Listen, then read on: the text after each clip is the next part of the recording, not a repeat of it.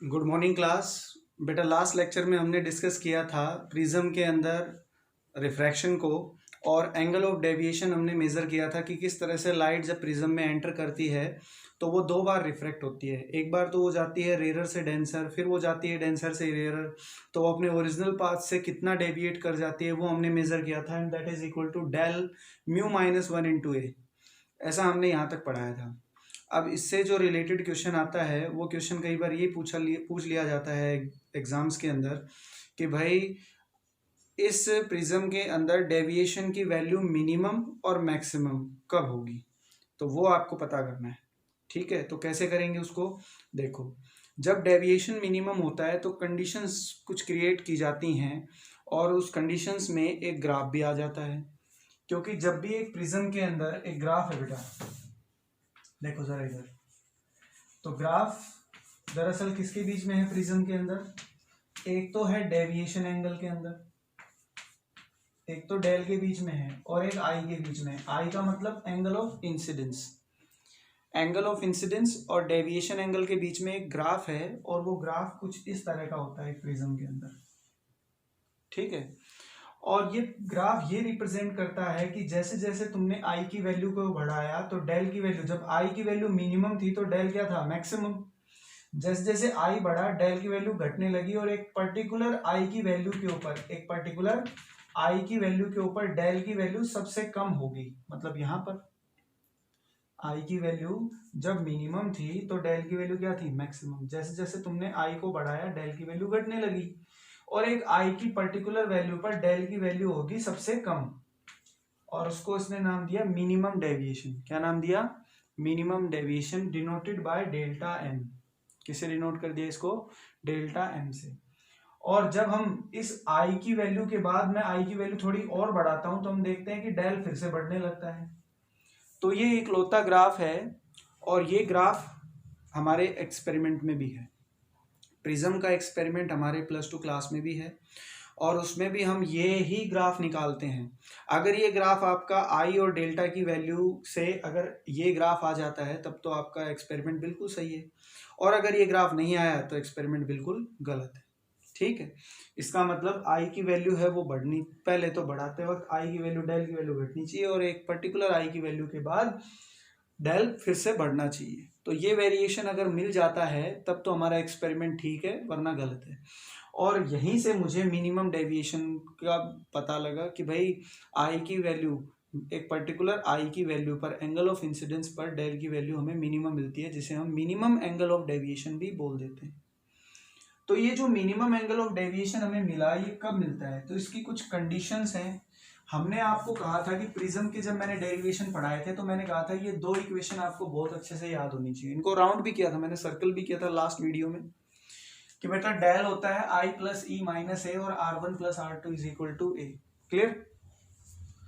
तो जो कंडीशन होगी मिनिमम एंगल ऑफ डेविएशन, क्योंकि मुझे तो क्या निकालना है फिलहाल, मिनिमम एंगल ऑफ डेविएशन।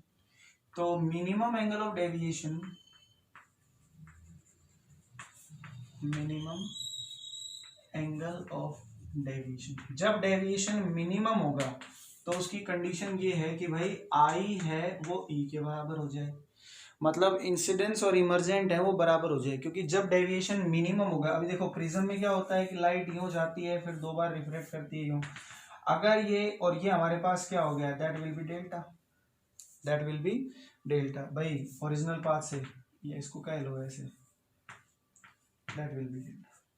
अब ये डेविएशन है वो मिनिमम कब होगा, अब ये डेविएशन इतना डेविएट हो गया ना, डेविएशन मिनिमम, मिनिमम का मतलब डेल की वैल्यू और भी कम, और जब डेल और भी कम होगा तो इंसिडेंट और इमर्जेंट पैरेलल हो जाएंगी, और जब ऐसा होगा तो आई और ई क्या हो जाएंगे बेटा, बराबर ही हो जाएंगे, एंगल सेम हो जाएंगे, जैसा कि हम ग्लास स्लैब में पढ़ के आए थे। ठीक है, तो आई और ई जब बराबर होंगे तो उस केस में हमारे पास फॉर्मूला है del is equal to I plus E minus A. तो डेविएशन मिनिमम का फॉर्मूला क्या होगा, जब आई ई के बराबर होगा तो डेल की वैल्यू तो हो जाएगी डेल एम, आई और ई बराबर हो जाएंगे दैट विल बी 2i और माइनस का ए, तो यहां से आई की वैल्यू निकालूंगा तो वो क्या आ जाएगा बेटा, डेल एम प्लस a/2। ये तो आ गया एंगल ऑफ इंसिडेंस। क्योंकि डेविएशन जब मिनिमम होगा तो इंसिडेंस और इमर्जेंट बराबर होंगे, क्योंकि जैसा हमने अभी प्रिज्म में दिखाया कि प्रिज्म में रे ऑफ लाइट अपने ओरिजिनल पाथ से डेविएट हो जाती है और डेविएशन मिनिमम होगा तो आई और ई बराबर हो जाएंगे। जब आई और ई बराबर होंगे तो आई की वैल्यू ये आ गई और R1 और R2 भी बराबर होंगे, जैसा कि हम स्लैब में बता के आए थे। क्योंकि जब डेविएशन मिनिमम होगा तो इंसिडेंट और इमर्जेंट दोनों पैरेलल हो जाएंगी। पैरेलल होते ही ये कंडीशन जनरेट हो जाती है मिनिमम डेविएशन में। तो R1 R2 के बराबर होगा तो ये कंडीशन क्या होगी बेटा, R1 और R2 की जगह मैं क्या लिख सकता हूँ, इसको मान लो R, तो ये इक्वेशन क्या बन जाएगी, that is 2R is equal to A and R is equal to क्या आ गई, A बाय, ऐसा ही होगा। तो I की वैल्यू आ गई मिनिमम डेविएशन के लिए और R की वैल्यू आ गई मिनिमम डेविएशन के लिए। तो मैं इसमें स्नेल्स लॉ लगा दूं, स्नेल्स लॉ लगा देंगे तो क्या होता है Snell's law, sine I by sine R is equal to mu and that is equal to, इसको हम सॉल्व करेंगे, I की वैल्यू भी है आपके पास, R की वैल्यू भी है, दोनों उठाकर इसमें रख दो तो क्या आ जाएगा, mu is equal to sine del M plus A by two divided by sine A by two. ये हमारा रिजल्ट आ गया और इसको बोलते हैं बेटा प्रिज्म फॉर्मूला। क्या बोलते हैं, प्रिज्म फॉर्मूला। जब भी न्यूमेरिकल में तुम्हें मिनिमम डेविएशन वर्ड मिल जाए तो ये इक्वेशंस यूज करनी है और स्नेल्स लॉ में प्रिज्म फॉर्मूला निकालना है। जब भी मिनिमम डेविएशन का वर्ड तुम्हें न्यूमेरिकल में मिलेगा यही फॉर्मूला लगेगा, इसके अलावा और कोई फॉर्मूला नहीं है। पहले बता रहा हूँ मिनिमम डेविएशन का ये इकलौता फॉर्मूला है। और बोर्ड में क्वेश्चन बहुत ज्यादा बार पूछा जाता है आपसे इसके रिगार्डिंग, ठीक है बेटा। तो एक तो आपका आज का टॉपिक ये है, ये तो बात हुई मिनिमम डेविएशन की। अब डेविएशन मैक्सिमम कब होगा ये भी क्वेश्चन पूछा गया था कि भाई मैक्सिमम डेविएशन बताओ कैसे निकालेंगे, तो देखो उसको कैसे करेंगे बेटा। प्रिज्म फॉर्मूला हमें मिला, ये मिला मिनिमम डेविएशन के लिए। किसके लिए मिला, मिनिमम डेविएशन के लिए। तो मिनिमम डेविएशन की कंडीशन क्या हो जाएगी, मिनिमम डेविएशन की कंडीशन आपको बताया कि आई ई के बराबर होगा, R1 R2 के बराबर होगा, और ये कंडीशन तब होती है जब कोई भी लाइट इंसिडेंट हुई, रिफ्रैक्ट हुई, ये मेरे पास एंगल आई, रिफ्रैक्ट होने के बाद that will be again refracted E, ये R2 हो गया और बेटा ये R1 हो गया।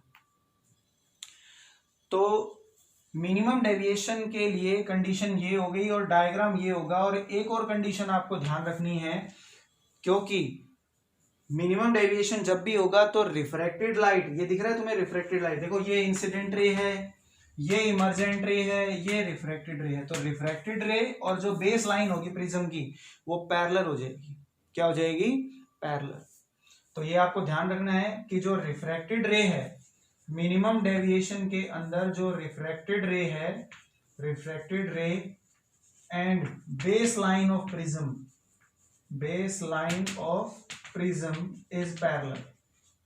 न्यूमेरिकल आएगा बेटा इसमें, तो आपसे न्यूमेरिकल में यही बोलेगा कि भाई रिफ्रैक्टेड रे ऑफ लाइट है ना, वो बेस लाइन के क्या है, प्रिज्म की बेस लाइन के पैरेलल है। तो आप तुरंत समझ जाना कि उसमें क्या हो रहा है बेटा, मिनिमम एंगल ऑफ डेविएशन लगेगा।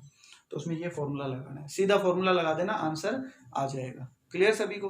तो ये आपको ध्यान रखना है, मिनिमम डेविएशन की ये कंडीशंस हैं तीन, आई ई के बराबर, R1 R2 के बराबर, और रिफ्रैक्टेड रे, दैट इज द रिफ्रैक्टेड रे, वो बेस लाइन के पैरेलल हो जाएगी। अगर ये पैरेलल है तो इसका मतलब न्यूमेरिकल में उसने बोल दिया कि भाई अगर ये बेस लाइन के पैरेलल है तो इसका मतलब वहां पर डेविएशन मिनिमम होगा। अब देखो मैक्सिमम डेविएशन कैसे करेंगे, इसमें मैक्सिमम डेविएशन के अंदर होगा क्या, आपको ये भी बहुत अच्छे से ध्यान हो, क्योंकि न्यूमेरिकल बोर्ड में आया हुआ है कि मैक्सिमम और मिनिमम दोनों में होता क्या है।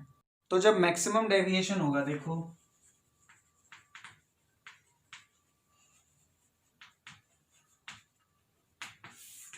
जब मैक्सिमम डेविएशन होता है तो क्या होगा, मैक्सिमम डेविएशन के केस में कोई भी लाइट जो इस प्रिज्म पे एंटर करेगी, ये मान लो ए बी सी, कोई मेरे पास एक प्रिज्म है, इस प्रिज्म में जो भी लाइट एंटर करेगी बेटा, मैक्सिमम डेविएशन के लिए जो रे ऑफ लाइट इंसिडेंट करेगी वो दरअसल ग्रेजिंग इंसिडेंस होगा। कैसा इंसिडेंस होगा, ग्रेजिंग। मतलब लाइट है ना वो सरफेस के क्या चलेगी बेटा, पैरेलल, सरफेस के क्या चलेगी, पैरेलल। और अगर पैरेलल चलेगी तो इंसिडेंस एंगल, देखो यहाँ अगर मैं एक नॉर्मल खींचूं तो ये रे ऑफ लाइट कितना एंगल बना रही है बेटा, आई की वैल्यू कितनी हो गई 90 डिग्री। तो इसका मतलब ये तो कंफर्म हो गया कि मैक्सिमम डेविएशन के लिए आई क्या होगा 90 डिग्री। और इसको हम बोलते हैं बेटा ग्रेजिंग इंसिडेंस। क्या बोलते हैं, ग्रेजिंग इंसिडेंस। ये ध्यान रखना, मैक्सिमम डेविएशन में इंसिडेंस कैसा होगा, ग्रेजिंग। और उस केस में आई कितना हो जाएगा 90। तो ये रिफ्रैक्ट होगी टुवर्ड्स द नॉर्मल, रिफ्रैक्ट कर गई, दैट विल बी R1। ये क्या हो गया R1। दोबारा से ये रिफ्रैक्ट करेगी, that will be the emergent रे E। ये एंगल हो गया R2। और ये लाइट कहाँ से आती हुई नजर आएगी बेटा, यहाँ से। दैट इज नोन एज, क्योंकि लाइट अगर भाई डेविएट ना होती दो बार तो कहाँ जाती, बिल्कुल सीधी। तो ये अपने ओरिजिनल पाथ से कितना डेविएट हो गई, दैट इज डेल मैक्सिमम। यहाँ बनेगा del maximum, that is known as del maximum, यहाँ बनेगा। इस जगह हम डेल मैक्सिमम दिखाते हैं। तो जब भी कोई लाइट ग्रेजिंग इंसिडेंस हो रही है तो उस समय डेविएशन मैक्सिमम होगा, और उस केस में आई की वैल्यू 90 होगी। तो R1 R2 क्या होंगे वो भी ध्यान रखो। R1 की वैल्यू तो बेटा क्रिटिकल एंगल के बराबर होगी, और R2 किसके बराबर होगा मेरे पास, A माइनस C के। ये ध्यान रखना, these are the condition of maximum deviation. I 90, R1 यहाँ से इसको इंक्रीज कर लो, ये फॉर्मूला है, ये बेसिक कंडीशंस है, ध्यान रखना मैक्सिमम डेविएशन की। सिर्फ और सिर्फ न्यूमेरिकल में आपको इसको कंडीशंस को यूज करना है और आंसर निकालना है। तो I 90 के बराबर, R1 C के बराबर, R2 A माइनस C के बराबर, ठीक है बेटा। और जो इमर्जेंट एंगल होगा that is sine E which is equal to sine A minus C upon में साइन C।